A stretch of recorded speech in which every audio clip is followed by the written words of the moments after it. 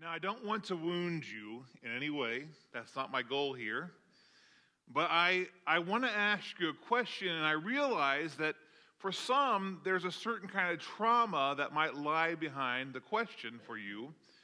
And so, again, I want to say, not trying to wound you, want to love you, but I understand the question I'm about to ask has emotion wrapped around it, for some. And if that's your circumstance, may God just give you the strength and the ability to think through this question. And here's the question. When was the last time that you had to cry out to someone or something for help? When was the last time? And if you cried out, who did you cry out for? Now, for some of you, it was when you were maybe a child, and you remember thinking back to being a child, and you got injured or hurt, and you cried out for mommy or for daddy because you were scared. Others, you've been older, and maybe you fell down, and you needed help, and so you called out for your spouse, or you called out for a neighbor, or you cried out for help, or you called out to God. When was the last time you cried out for help? Now, given that all of you are here today, for all of us, help finally came from somewhere, or we've discovered maybe that we didn't need any help, we could do it on our own. One of those two is possible, right? If you're here today. The idea of calling out for help is very important to the story that we're going to look at today from John chapter 11. Now, it's a really pivotal story, and it's a story that we all have heard many times. And it's a story in John's gospel that falls really in the middle of the book. John dedicates almost half of his writing to the last week of Jesus' life. Almost half of the book of John is dedicated to 1 week in Jesus' life. And this is the pivotal story that launches us towards Jesus and towards the events of the cross. But this is a story about calling out. And who are we calling out to? And who helps us when we need it the most? That's the heart of this story. In John chapter 11, we read the story of Lazarus. And it says that there was a man named Lazarus who was sick. He was from Bethany. Now, Bethany is a village about 2 miles from Jerusalem. It was the village of Mary and her sister Martha. This is the same Mary whose brother Lazarus now lay sick, was the same one who poured perfume on the Lord and wiped his feet with her hair. So the sisters sent word to Jesus. They called out to Jesus for help. And they said, Lord, the one you love is sick. Now, there's a lot of desperation here. This was not an ordinary thing. These were two sisters and a brother who understood the importance of the mission Jesus had. They were Christ's followers. They were also very close Christ friends. We sometimes think that Jesus only that he was only hanging out with the 12 disciples, but the truth is that he had lots of friends. And he had 3 very close friends in Mary and Martha and Lazarus. They were friends of Jesus, and they were facing a crisis, and they didn't know how to solve the crisis because Lazarus was sick. And it wasn't exactly the age of telemedicine in those days, right? They needed help. And so they believed, as you and I hopefully believe, that Jesus could help us if we call out to him. And so they send a message to Jesus. Now, Jesus is in Perea, about 20 miles away, a day's journey in those times. And Jesus' ministry is really having tremendous effect. And so Mary and Martha believe so much in Jesus that they know the work he's doing is important there. But they also,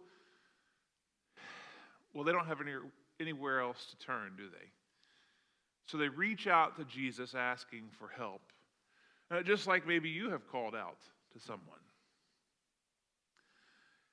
Now, what happens next in the story is perplexing, because if one of us, if we had a child or a grandchild and we heard them call our name, it would get our heart racing. We would jump up and we'd run to them if we thought they were hurt or injured or in need. We wouldn't, I hope we wouldn't tarry and think, well, I'm going to watch the end of the game before I go see what that blood-curdling scream was about, right? Hopefully we'd respond. And so what happens in the story is a bit perplexing because it seems that Jesus tarries. It says, when Jesus heard this, Jesus said to those who were around him, well, this sickness will not end in death. No, it's for God's glory, so that God's Son may be glorified through it. Now, Jesus loved Martha and her sister Lazarus. And that's, why does John interject that here? Because he realizes that what Jesus does may make us question that. Like if you really love somebody, you'd go to them, wouldn't you? And so what happens next? John's like, now remember, Jesus loved them. They were his friends. He cared about them. So when he heard that Lazarus was sick, he stayed where he was for 2 more days. Man, I don't know about you, but that's a long time to wait for help. Then after 2 days, Jesus said to his disciples, let's go back to Judea. That is, let's go back to Bethany, to Jerusalem. Let's go back to this area. Now the disciples who are with Jesus in Perea say, Lord, Rabbi, a short while ago the Jews there tried to stone you, and yet you're going back. And you'll recall, we talked about this just a couple weeks ago, that they had surrounded Jesus. And it seemed they were going to try to kill Jesus, but Jesus miraculously just walked through their midst. And now the disciples, who aren't just thinking of Jesus' life, they recognize that their own skin is in the game now. And they're like, Lord, do you really think it's good to go back there where everybody seems to hate us? Is that the place we need to go? Jesus gives this really perplexing answer. Are there not 12 hours of daylight? Anyone who walks in the daytime will not stumble, for they see by the world's light. It is when a person walks at night that they stumble, for they have no light. Now, the disciples seem to not understand what he's talking about there at all, and we struggle with it a little bit. The only answer I can give you is that he seems to be implying that right now God's will is shining over the circumstance, and as long as he's walking God's will, God's light will lead the way, and he'll trust that. Now, after he had said this, Jesus went on to tell them, our friend Lazarus has fallen asleep, but I am going there to wake him up. His disciples replied, Lord, if he sleeps, he'll get better. Jesus had been speaking of his death, but his disciples thought he meant natural sleep. So then he told them plainly, Lazarus is dead. And for your sake, I am glad I was not there, so that you may believe. But let us go to him. And Thomas, who gets a bad rap for being a doubter, but in this moment shows real courage, and he says to the rest of the disciples, let us also go, that we may die with him. Thomas says, this mission's not going to end well, but let's go with him. So he won't be by himself, and we've said we're going to follow him wherever he leads, even if it's not pleasant. Now, remember in this story, I said this was about a calling story, and it was Mary and Martha who had called out to Jesus, right? They're the ones who had sent the message. And they're the first ones that we see now enter the story. On his arrival, Jesus found that Lazarus had already been in the tomb for 4 days. Now, Bethany was less than 2 miles from Jerusalem. Many Jews had come to Martha and Mary to comfort them in the loss of their brother, an indication that Lazarus was a man of great renown in the area, that many people came out from the city to their place to mourn with the family. When Martha heard that Jesus was coming, she went out to seize him, or went out to meet him, but Mary stayed at home, which is an interesting reaction, right? Martha wants to go see Jesus. Mary's she's stung a little bit. Her brother's just died. She sent word to Jesus for help, but he didn't come, at least not when she wanted him to. It's really hard for all of us, isn't it? When God doesn't answer the way we want him to. When we think that something should turn out a certain way and it doesn't turn out that way. We can identify with Mary. It's not easy when we don't get what we want. It's not easy when things don't happen the way we want them to happen. It's not easy when the story doesn't have a happy ending, is it? It's not easy when things come off the rails and off the tracks. Martha goes to Jesus. Lord, first words out of her mouth, Lord, if you had been here, my brother would not have died. That's so honest. Where were you, Jesus? His life was hanging in the balance. We needed you. Where were you when we needed you? I mean, that's at the heart of this. I was crying out for help, and you didn't come and help me.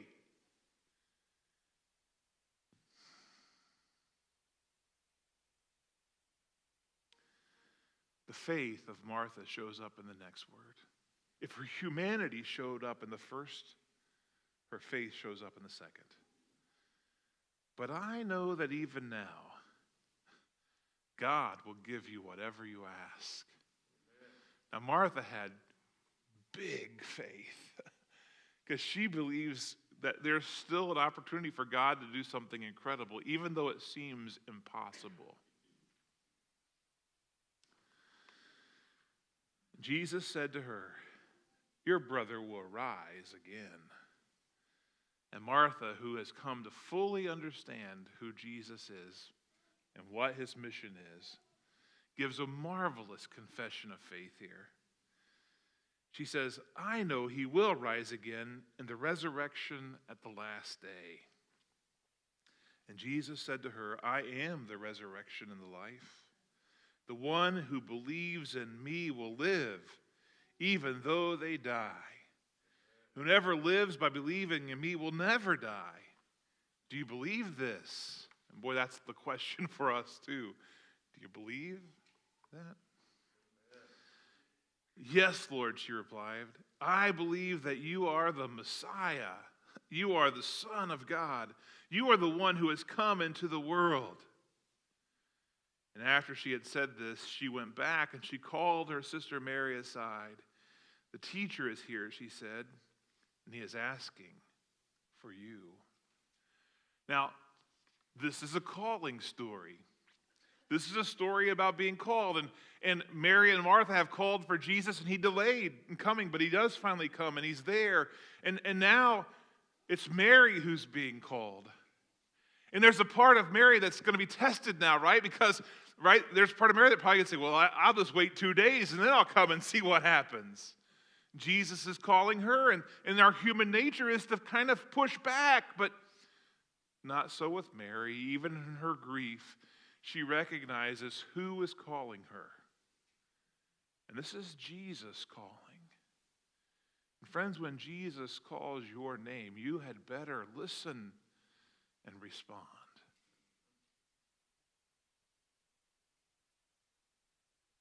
So it says,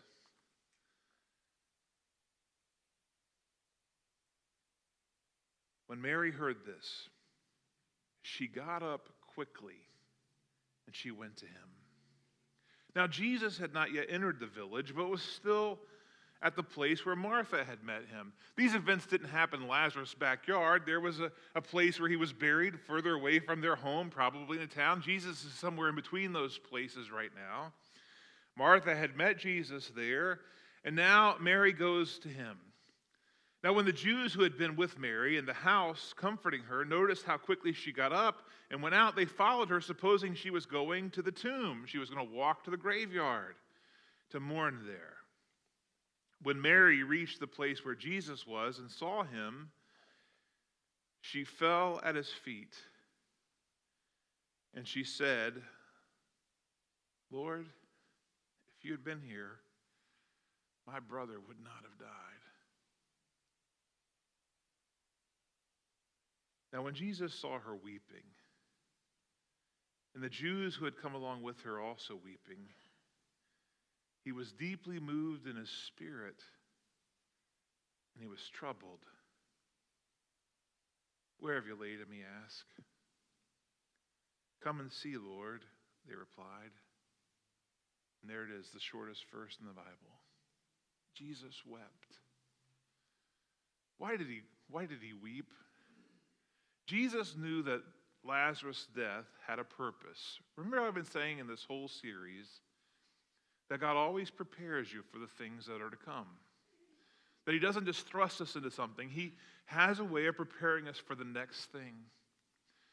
Lazarus' death is preparing his disciples for the things that will happen to Jesus in less than a week. Lazarus is God preparing them. Jesus knows that they need to see this event in order to have the faith that they'll have to sustain them in the next event, just a few days away. And there's a purpose to what God is doing. Although Mary and Martha couldn't have fully seen it, the disciples couldn't have seen it, Jesus knew there was a purpose. And I believe that Jesus would have loved to have just healed his friend from a distance. He certainly had the power to do it. He had done it many times. But he knew that God had a plan and that Jesus was being faithful to the plan, even though it caused him emotional pain to recognize how much pain and suffering this would put poor Mary and Martha and their friends through. And when Jesus sees the pain that is in their eyes and in their hearts and in their minds, Jesus himself weeps with them. He hurts with them. He's pained that in order to prepare them for his death, this event had to happen. And it's hard for them. And he also knows what's coming for all. You have to understand that when Jesus looks into the eyes of that Mary, the sister of Lazarus, that he also understands that he will soon look into the eyes of another Mary, his own mother. And he will see her pain. And he will see her suffering. He also knows that he will look out at his disciples and he won't see them there except for John.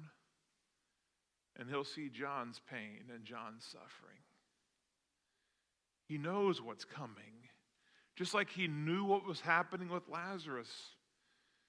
And he sees the pain and the heartache and the heartbreak, and Jesus is moved to tears.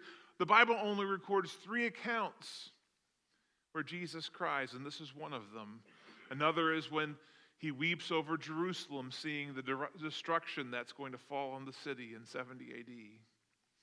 And the third is something we only know about through the Hebrew writer, who says that Jesus wept before God. He wept.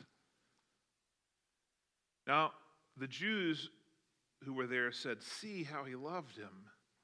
But some of them pondered in their mind. And remember, we've been seeing that Jesus knows our thoughts and he understands what's happening. And so some of them said, "Could not he who opened the eyes of the blind man have kept this man from dying?"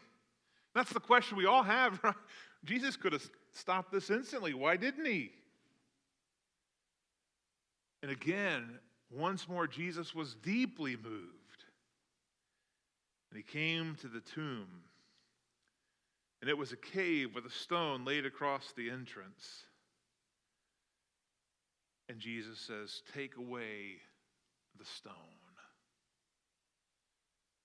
And suddenly, rather than excitement, dread and fear and terror come over the people who are there. "But Lord," Martha says, the sister of the dead man. I like that John puts that back in there again, just to remind us Lazarus was really dead. "By this time there's a bad odor, for he has been there for 4 days." In a society that didn't embalm, this was a mess. Then Jesus said, "Did I not tell you that if you believe, you will see the glory of God?" And you get that that's a message not only for them, but for you. Amen. If you believe, you will see the glory of God. Mary, when she heard Jesus call to her, she went. Now we don't know who, but someone, when Jesus said, "Move that stone," they answered the call. And thank goodness they did. They took away the stone. Then Jesus looked up and said, "Father, I thank you that you have heard me. I knew that you always hear me, but I said this for the benefit of the people standing here, that they may believe that you have sent me." And when he had said this, Jesus called out in a loud voice, "Lazarus, come out!" And the dead man came out, his hands and feet wrapped with strips of linen and a cloth around his face. And Jesus said to them, "Take off the grave clothes and let him go. Get the stench of death off of him. He's alive. And he needs your help." And there are a lot of people who have the stench of death on them today, and they need our help. Therefore, it tells us that many of the Jews who had come to visit Mary and had seen what Jesus did believed in him. I told you this was a calling story, and it is. We've often wondered when someone dies, wouldn't it be incredible if we had our Lazarus story and Grandma came back, or my niece came back, or someone that you love came back? We've pondered that in those moments, and we've kind of accepted this idea that, well, God doesn't do that anymore, which I'm not ready to completely throw that out, but we think that way sometimes.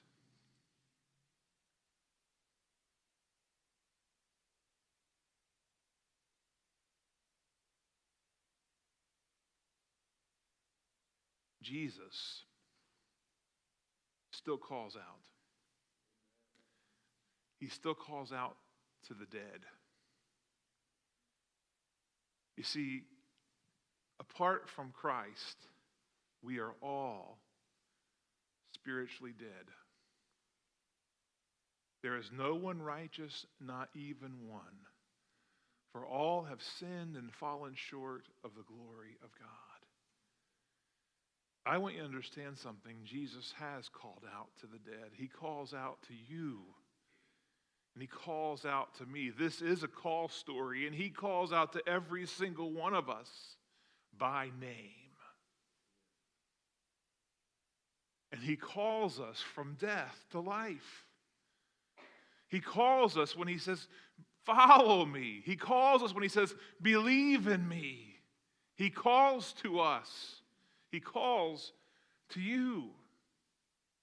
And friends, in this moment, you are the one who will decide, will I respond to his calling or not? Will I tarry? Will I run? Or will I ignore his call? John, in this other writing called Revelation, reminds us that Jesus stands at the door and knocks. He asks, "Will you let me in?" He calls each one by name. Will you let me in? Will you come from death to have eternal life?